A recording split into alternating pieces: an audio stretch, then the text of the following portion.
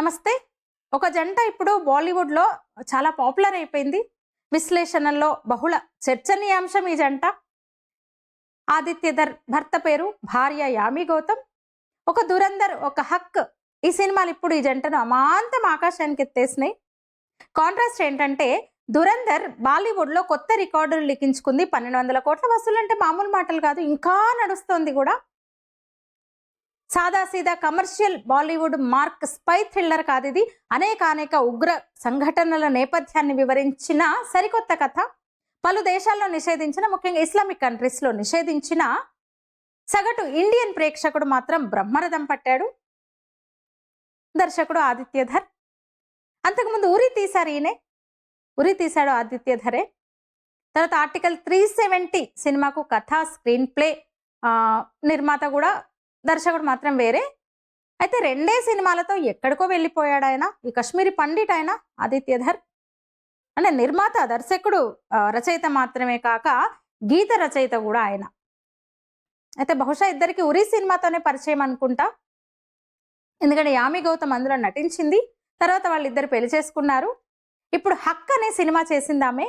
దేశవ్యాప్తంగా ఆమెకు ఇంకా అంటే అభిమానుల నుంచి ప్రశంసలు అందుతున్నాయి ఆమె నటనకు. 90స్లలో దేశవ్యాప్తంగా సంచలనం సృష్టించిన షాబానో కేసు నేపథ్యంతో తీసిన కోర్టు రూమ్ డ్రామా ఇది. ఈ సినిమా హిందీ, ఉర్దూ తెలిసిన వాళ్ళకైతే ఈ సినిమా ఇంకా సంభాషణల్లోని ఆ పదును, లోతు, గూఢార్థం అవగాహనకు వస్తుంది. సుప్రీంకోర్టులో తనే స్వయంగా వాదించినప్పుడు యామి గౌతమ్ నటన అసలు అద్భుతం అంటున్నారు. భర్త దర్శకత్వం వహించిన దురంధర్ 1200 కోట్లతో ఇండస్ట్రీ హిట్ కొడితే ఆమె నటించిన హక్ మాత్రం కమర్షియల్ గా ఫ్లాప్ అయింది. 40 కోట్లు ఖర్చు పెడితే ఇంకా 30 కోట్లు కూడా రానట్టున్నాయి. 25 కోట్ల, ఇప్పటివరకు 25 కోట్ల పైన వచ్చినాయి. కానీ నెట్ఫ్లిక్స్ లో మాత్రం దుమ్ము రేపుతోంది. ఇక ఫెయిర్ అండ్ లవ్లీ మోడల్ గా అందరికీ తెలిసి అమ్మాయి. ఆదిత్య ధర్ కశ్మీరీ పండిట్ కదా, తను పంజాబీ పండిట్ అన్నమాట. ఇంకా web, TV, OTT, film, modelling ఇట్లా అన్నిట్లోనూ తనదైన ముద్ర వేసుకుంది. కానీ ఉరి సినిమాతో ఒక్కసారిగా పాపులర్ అయిందనమాట. ఉరి హిట్ కొట్టడంతో. తర్వాత ఆర్టికల్ 370 ఆ మూవీతో కూడా మరింతగా పాపులర్ అయింది. OMG 2తో మరి కాస్త, ఇప్పుడు ఇక హక్తో ఇంకాస్త అనమాట. తెలుగు ప్రేక్షకులు కూడా పరిచయమే ఆమె. నువ్విలా, గౌరవం, కొరియర్ బాయ్, కళ్యాణ్ సినిమాల్లో హీరోయిన్. అయితే తెలుగు, తమిళ సినిమాలు పెద్దగా ఆడలేదు ఆమెవి. బాలీవుడ్ సినిమాలే పూర్తిగా, బాలీవుడే తన గమ్యం ఇప్పుడు. అక్కడే ఆమెకు చప్పట్లు, బహుళ ప్రశంసలు. సినిమా కుటుంబం నుంచి వచ్చింది ఆమె. పంజాబీ చిత్ర దర్శకుడు ముఖేష్ గౌతమ్ కూతురు ఆమె. 2021లో పెళ్లి చేసుకున్నారు ఆదిత్య, యామి. ఒక కొడుకు, వాళ్లకు పేరు వేదవిద్.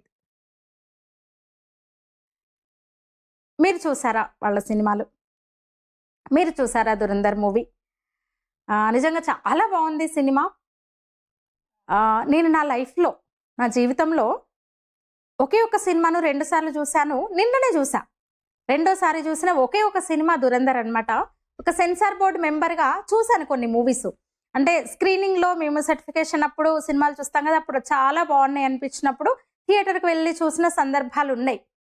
కల్కి ఇలాంటి మూవీస్ సెన్సార్ అప్పుడు చూసాను. మళ్ళీ థియేటర్ కంటే సెన్సార్ అప్పుడు మేము అది అంటే మాకు అప్పుడు చూడడం వేరు. అంటే ఏమన్నా సర్టిఫికేషన్ కోసం కాబట్టి ఇంకా అది ఒక ఏమంటారు ప్రొఫెషనల్ వర్క్ అది.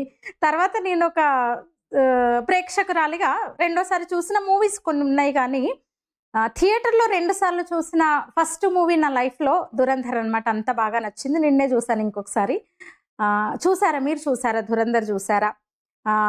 హక్కు చూసారా? చూస్తే ఎలా ఉన్నాయి? మీ అభిప్రాయాన్ని తెలియజేయండి. ధన్యవాదాలు.